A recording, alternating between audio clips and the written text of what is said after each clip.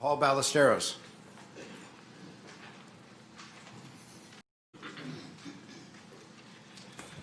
Paul Ballesteros. I am the sixth child my mother gave birth to, and honored to be the older brother to 6 adopted children, 4 of whom are black, 2 who have gone to heaven because their biological parents passed on to them the HIV virus. Some of my great-grandparents on my mother's side immigrated from Norway and Denmark, and my grandparents on my father's side immigrated from Mexico. My father had to attend a separate school, but still served his country's Navy, used the GI Bill, became an ordained minister, and was a colleague of Dr. King. This qualifies me for absolutely nothing, but I share this because I want to demonstrate you cannot truly know anyone simply by looking at them, and I want to read an excerpt from one of Dr. King's sermons.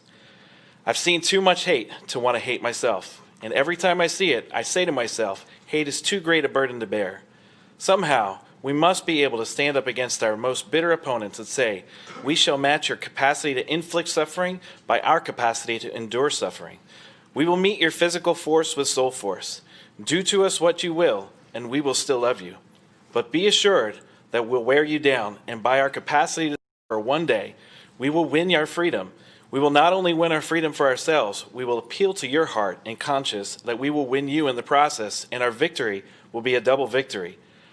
None of us get to choose our heritage, but all of us get to choose love. Truly loving someone requires knowing them, and truly knowing someone helps you love them. Do we see one another or know one another? I believe that much of the hurt that has been and continues to be expressed across America is not accomplishing the goal it was intended to. We must be aware the opposite of love isn't simply anger or outrage, it's indifference. Hoping something will blow over or being belligerent only allows it to find deeper roots. So what do? Love the one in front of you. Dr. Tony Evans of Oak Cliff Bible Fellowship teaches oneness does not require sameness. The goal of oneness is mutual understanding. We cannot ignore past hurt, but we must be careful not to perpetuate it. We all crave justice as we understand it, but we may not agree on what that looks like. In mathematics, the absolute value of a negative number is still positive. Why is that important? If indifference is the opposite of love, we can actually learn how to love by observing indifference. The most indifferent concept I've ever observed is homelessness and poverty.